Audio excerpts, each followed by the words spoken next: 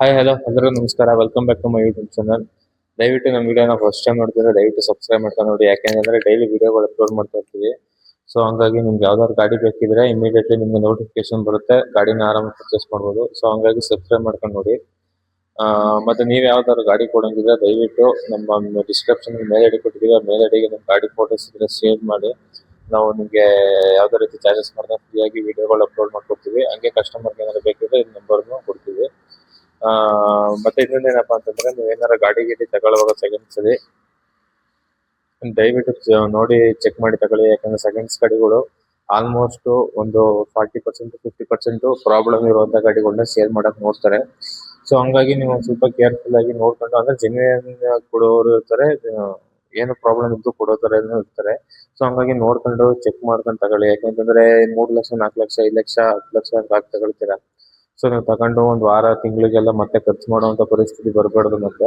So ಹಂಗಾಗಿ ನೋಡಿ ಮಾಡಿ ಗಾಡಿನ ತಗೊಳ್ಳಿ. ಆಲ್ಮೋಸ್ಟ್ ಆಕ್ಸಿಡೆಂಟ್ ಆಗಿರೋ ವೆಹಿಕಲ್ ನ ತಗೊಳ್ಳಿ.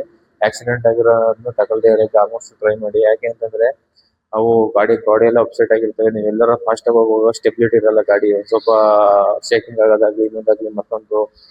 ಬ್ರೇಕ್ ಹೊಡೆದ್ರೆ ಅಷ್ಟು ಕಂಡೀಷನ್ ಆಗಿರಲ್ಲ. ಸೊ ಹಂಗಾಗಿ ಆಕ್ಸಿಡೆಂಟ್ ಆಗಿಲ್ದವ್ರಂತ ಗಾಡಿನೇ ಆಲ್ಮೋಸ್ಟ್ ತಗೊಳಕ್ಕೆ ಟ್ರೈ ಮಾಡಿ. ಆಕ್ಸಿಡೆಂಟ್ ಆಗಿದ್ರೆ ಆಲ್ಮೋಸ್ಟ್ ಗಾಡಿನ ಇದ್ ಮಾಡೋದು ಬನ್ನಿ. ಮತ್ತೆ ನೀವೇನಾದ್ರು ಗಾಡಿನ ಇವತ್ತೇ ತಗೊಳ್ತಾ ಇದೀನಿ ಅಂತಂದ್ರೆ ದಯವಿಟ್ಟು ಅಡ್ವಾನ್ಸ್ ಕೊಟ್ರಾ ಇವಾಗ್ಲೇ ಬೈ ಮಾಡ್ಕೊಂಡ್ ಬಂದ್ಬಿಡಿ. ಯಾಕಂದ್ರೆ ಅಡ್ವಾನ್ಸ್ ಕೊಡಕ್ ಹೋಗ್ಬೇಡಿ. ಆಲ್ಮೋಸ್ಟ್ ಬೈ ಮಾಡ್ಕೊಂಡು ಹೋಗ್ಬಿಡಿ. ಇವತ್ತು ನೀವು ಅಡ್ವಾನ್ಸ್ ಕೊಟ್ಬಿಟ್ಟು ಒಂದ್ 2-3 ದಿನ ಬಿಟ್ಟು ನೀವು ಗಾಡಿ ತಗೊಳ್ತೀನಿ ಅಂತಂದ್ರೆ ಏನ್ ಮಾಡ್ತಾರೆ ಅಂದ್ರೆ, ಎಷ್ಟೋ ಜನ ಸ್ಪೇರ್ಗಳನ್ನ ಎಕ್ಸ್ಚೇಂಜ್ ಮಾಡ್ಬಿಡ್ತಾರೆ. ಇವತ್ತು ಅಡ್ವಾನ್ಸ್ ಕೊಟ್ಬಿಟ್ಟು ನೀವು ಸಂಜೆ ಹೋಗಿರ್ತಾರ, ನಾಳೆ ಅಷ್ಟೊಳಗೆ ಒಂದು ಸ್ಪೇರ್ ಎಕ್ಸ್ಚೇಂಜ್ ಮಾಡಿ ಗಾಡಿನ ಕೊಡುವಂತ ಚಾನ್ಸಸ್ ಇರುತ್ತೆ. ಸೊ ಹಂಗಾಗಿ ನೀವು ಅವತ್ ಮಾತಾಡ್ಕೊಂಡು ಅವತ್ತೇ ವೆಹಿಕಲ್ ಇಟ್ಕೊಂಡ್ಬಿಟ್ರೆ ತುಂಬಾ ಒಳ್ಳೇದು. ಸೊ ಹಂಗಾಗಿ ಇಷ್ಟು ನೀವು ಫಾಲೋ ಮಾಡ್ಕೊಂಡು ಗಾಡಿನ ತಗೊಬನ್ನಿ.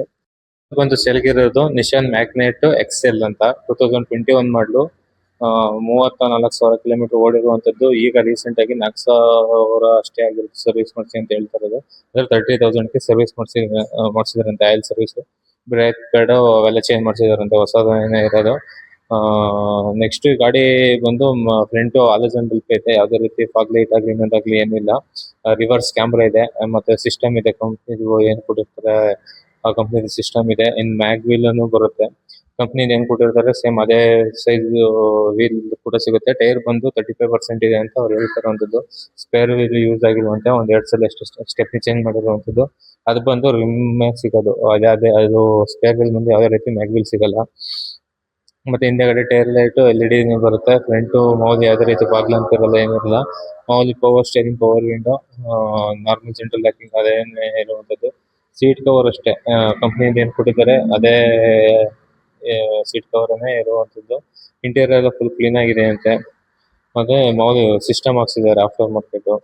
ಸೌಂಡ್ ಸಿಸ್ಟಮ್ ಅಪ್ಗ್ರೇಡ್ ಮಾಡಿದ್ದಾರೆ ಅಂತ ಅವ್ರು ಹೇಳ್ತಾ ಇದ್ದಾರೆ. ಸರ್ ಇದಕ್ಕೆ ಮ್ಯಾಗ್ ವೀಲ್ ಇಲ್ಲ, ಕನ್ಫ್ಯೂಸ್ ಮಾಡ್ಕೊಂಡೆ ನಾನೇ. ಮ್ಯಾಗ್ ವೀಲ್ ಇಲ್ಲ, ಇದಕ್ಕೆ ಬಂದು ರಿಮ್ ವೀಲೇ ಸಿಗೋದು. ಬಟ್ ಮೇಲ್ಗಡೆ ಕ್ಯಾಪ್ ಹಾಕಿದ್ದಾರೆ ಅಷ್ಟೇ. ಸೊ ನಿಮ್ಗೆ ಇನ್ನೇನಾದ್ರು ಡೀಟೇಲ್ಸ್ ಬೇಕು ಅಂತಂದ್ರೆ ದಯವಿಟ್ಟು ಕಮೆಂಟ್ ಮಾಡಿ. ಈ ಗಾಡಿ ಮತ್ತೆ ತಗೊಳ್ಳುವಾಗ ನೀವೇನ್ ಮಾಡ್ಬೇಕು ಅಂದ್ರೆ, ಏನೇನ್ ಚೆಕ್ ಮಾಡ್ಬೇಕು ಅಂತ ನಾನು ಹೇಳ್ತೀನಿ. ಆಕ್ಸಿಡೆಂಟ್ ಆಗಿದೆಯಾ ಆಗಿಲ್ವಾ, ಏನೇನ್ ಇಂಜಿನ್ ಮತ್ತೆ ಯಾವ ರೀತಿ ಚೆಕ್ ಮಾಡ್ಬೇಕು ಅಂತ ಹೇಳೋದಾದ್ರೆ, ಫಸ್ಟ್ ಬಂದು ಬಾನೆಟ್ ಓಪನ್ ಮಾಡ್ಕೊಂಡು ಇಂಜಿನ್ ಸ್ಟಾರ್ಟ್ ಮಾಡ್ಕೊಳ್ಳಿ. ಇಂಜಿನ್ ಸ್ಟಾರ್ಟ್ ಮಾಡ್ಕೊಂಡು ಗಾಡಿನ ಒಂದ್ ಸ್ವಲ್ಪ ರೈಸ್ ಮಾಡಿ ಆಯಿಲ್ ಫಿಲ್ ಮಾಡುವಂತ ಕ್ಯಾಪ್ ಓಪನ್ ಮಾಡಿ ನೋಡಿ, ಅಲ್ಲಿ ಆಯಿಲ್ ಸ್ಪೆಡ್ ಆಗ್ತಿದೆ ಅಂತ ನೋಡಿ. ಇಲ್ಲ ಅಂತಂದ್ರೆ ಆಯಿಲ್ ಗೇಜ್ ಇರುತ್ತಲ್ಲ, ಆಯಿಲ್ ಗೇಜ್ ಓಪನ್ ಮಾಡಿ ಅದ್ರಲ್ಲಿ ಸ್ಮೋಕ್ ಬರ್ತಿದೆ ಅಂತ ನೋಡಿ. ಇದ್ರಲ್ಲಿ ಯಾವ್ದಾದ್ರು ಒಂದ್ ಪ್ರಾಬ್ಲಮ್ ಬರ್ತಿದ್ರು ಗಾಡಿ ತಗೊಳಕ್ ಹೋಗ್ಬೇಡಿ. ಇಲ್ಲ 2 ಬರ್ತಿದೆ ಅಂದ್ರೆ ಮುಟ್ಟಕ್ಕೆ ಹೋಗ್ಬೇಡಿ ಗಾಡಿನ, ಅಲ್ಲೇ ಬಿಟ್ಬಿಟ್ಟು ಬಂದ್ಬಿಡಿ. ಯಾಕೆಂತಂದ್ರೆ ಅದು ಹೆವಿ ಇಂಜಿನ್ ಕೆಲ್ಸಕ್ಕೆ ಬರುತ್ತೆ. ಅಂದ್ರೆ 50-1 ಲಕ್ಷ ಆ ತರ ಎಲ್ಲ ಖರ್ಚು ಬೀಳುತ್ತೆ. ಸೊ ಹಂಗಾಗಿ ಆ ತರ ಏನಾದ್ರು ಪ್ರಾಬ್ಲಮ್ ಇತ್ತು ಅಂತಂದ್ರೆ ತಗೊಳಕ್ಕೆ ಹೋಗ್ಬಿಡಿ ಗಾಡಿನ. ಇನ್ನು ನೆಕ್ಸ್ಟ್ ಬಂದು ಫ್ರಂಟ್ ಎಲ್ಲ ಗಾಡಿ ಚೆಕ್ ಮಾಡಿ, ಸಣ್ಣ ಪುಟ್ಟ ಆಕ್ಸಿಡೆಂಟ್ ಆಗಿದೆ ಅನ್ನೋದು.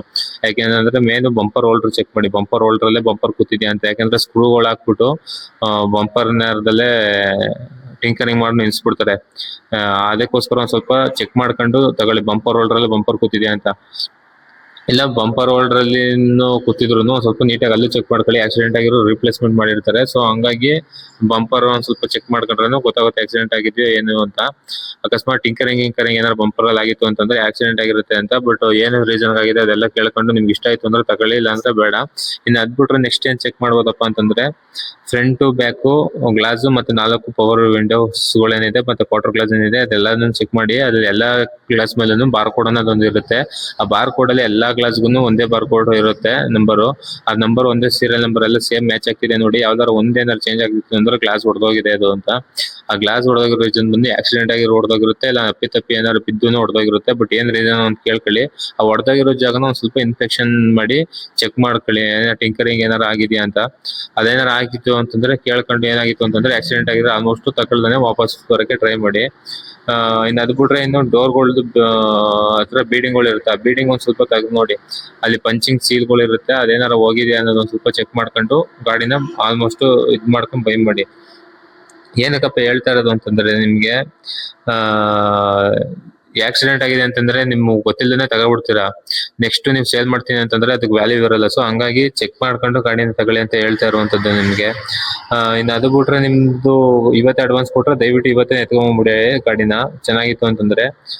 ಮತ್ತೆ ನನಗೆ ಗೊತ್ತಾಗ್ತಾ ಇಲ್ಲ ಇದೆಲ್ಲ ಚೆಕ್ ಮಾಡೋಕೆ, ಇದೇ ಫಸ್ಟ್ ಟೈಮ್ ನಾನು ಗಾಡಿ ತಗೊಳ್ತಾ ಇರೋದ್ರೆ ದಯವಿಟ್ಟು ಮೆಕ್ಯಾನಿಕ್ ಕರ್ಕೊಂಡು ಹೋಗಿ ಚೆಕ್ ಮಾಡಿಸ್ಕೊಂಡು ಅಂದ್ರೆ ನಿಮ್ಗೆ ಒಳ್ಳೇದು. ಹೇಗೆ ಅಂತಂದ್ರೆ ಒಂದ್ 2,000 ಇಲ್ಲ 1,500 ಆಗುತ್ತೆ ಒಂದು ಮೆಕ್ಯಾನಿಕ್ ಒಂದು ಚೆಕ್ ಮಾಡ್ಕೊಡಕ್ಕೆ.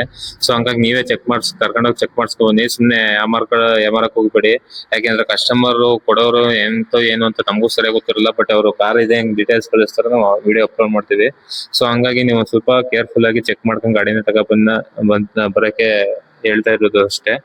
ಸೊ ನಿಮ್ಗೇನಾದ್ರು ಈ ವಿಡಿಯೋ ಇಷ್ಟ ಆಗಿದ್ರೆ ದಯವಿಟ್ಟು ನಮ್ಮ ಚಾನಲ್ನ ಸಬ್ಸ್ಕ್ರೈಬ್ ಮಾಡ್ಕೊಂಡು, ನಿಮ್ದು ಯಾವ್ದಾದ್ರು ಗಾಡಿ ಸೇಲ್ ಇತ್ತು ಅಂತಂದ್ರೆ ದಯವಿಟ್ಟು ನಮ್ದು ಮೇಲ್ ಐಡಿಗೆ ಕಾಂಟ್ಯಾಕ್ಟ್ ಮಾಡಿ ನಿಮ್ ಗಾಡಿ ಫೋಟೋಸ್ ಮತ್ತೆ ಗಾಡಿದು ವೆಹಿಕಲ್ದು ಡೀಟೇಲ್ಸ್ ಕಳ್ಸಿಕೊಟ್ಟು ನಾವು ಫ್ರೀ ಆಗಿ ಅಪ್ಲೋಡ್ ಮಾಡ್ಕೊಡ್ತೀವಿ. ಯಾವುದೇ ರೀತಿ ಚಾರ್ಜಸ್ ಇರಲ್ಲ, ನಮಗೂ ಯಾವುದೇ ರೀತಿ ಕಮಿಷನ್ ಆಗಲಿ ಅನ್ನೋದಾಗ್ಲಿ ಏನು ಕೊಡುವಂಥದ್ದು ಇರಲ್ಲ ಗಾಡಿ ಸೇಲ್ ಆದ್ರೆ. ಸೊ ಹಂಗಾಗಿ ಯಾವ್ದಾದ್ರು ಇದ್ರೆ ದಯವಿಟ್ಟು ಕಾಂಟ್ಯಾಕ್ಟ್ ಮಾಡಿ ನಮ್ಮನ್ನ. ಮತ್ತೆ ಈ ವಿಡಿಯೋ ಏನಾದ್ರು ಇಷ್ಟ ಆಗಿದ್ರೆ ದಯವಿಟ್ಟು ಸಬ್ಸ್ಕ್ರೈಬ್ ಮಾಡ್ಕೊಂಡು, ಬೇರೆ ಏನಾದ್ರು ಡೌಟ್ ಇತ್ತು ಅಂದ್ರೆ ಈ ವೆಹಿಕಲ್ ಬಗ್ಗೆ ಕಮೆಂಟ್ ಬಾಕ್ಸ್ ಕಮೆಂಟ್ ಮಾಡಿ, ನಾವು ರಿಪ್ಲೈ ಮಾಡ್ತೀವಿ. Okay, thank you.